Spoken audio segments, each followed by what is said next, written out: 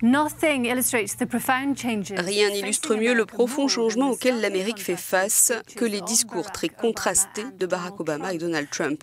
Avec nous pour en parler, notre correspondant à Washington, Stefan Grobe. Nous avons eu droit à une performance passionnée et étatique de la part du président sortant et à du pur théâtre politique par l'homme qui le remplace. Ces dernières 24 heures ont-elles changé Washington? Vous savez que le pendule politique américain est toujours en mouvement, de droite à gauche. C'est pourquoi nous avons rarement 3 mandats présidentiels consécutifs détenus par le même parti. Et la seule chose qui ne change jamais, c'est Washington, D.C.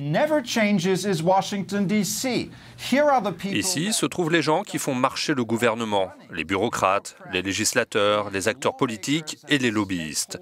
Et ils n'iront nulle part ailleurs. Trump a besoin de ces gens parce que lui et l'essentiel de son équipe n'ont aucune expérience. Gouverner les États-Unis est une tâche collective et il a tout spécialement besoin d'un soutien constant du Congrès pour mettre en œuvre son agenda. Il est facile de ridiculiser et de défaire des lois, mais il est très compliqué de les remplacer. Donc, Washington ne va pas changer du jour au lendemain.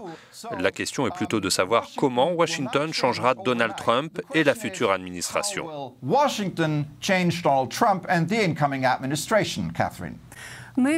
Selon vous, l'Amérique et le monde devraient-ils s'inquiéter du fait que le commandant-chef apparaisse comme ayant des relations conflictuelles avec ses propres responsables du renseignement?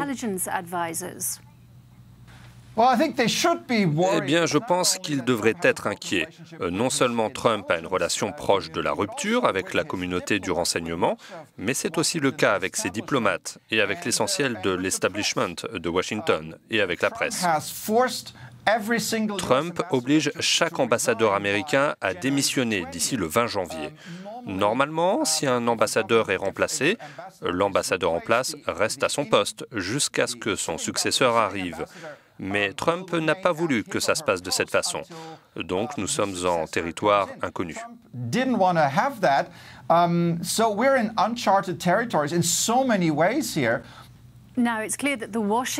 Il est clair que l'establishment de Washington peut s'alarmer des déclarations de Trump lors de cette première conférence de presse. Mais qu'en est-il de l'opinion publique? Cela change-t-il la vision de ceux qui l'ont élu, selon vous? Non, absolument pas. L'élection de Trump a été un vote anti-establishment. Et les gens qui ont voté pour lui, en particulier dans les États blancs et ouvriers du Midwest, qui ont toujours voté démocrate, ces gens ne s'en soucient pas.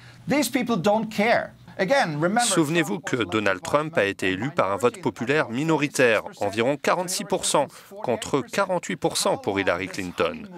La durée de cette lune de miel dépendra largement des succès de Trump en matière d'emploi. Stefan, as usual from Washington, thanks for your insight and your analysis. Thank you very much, Catherine.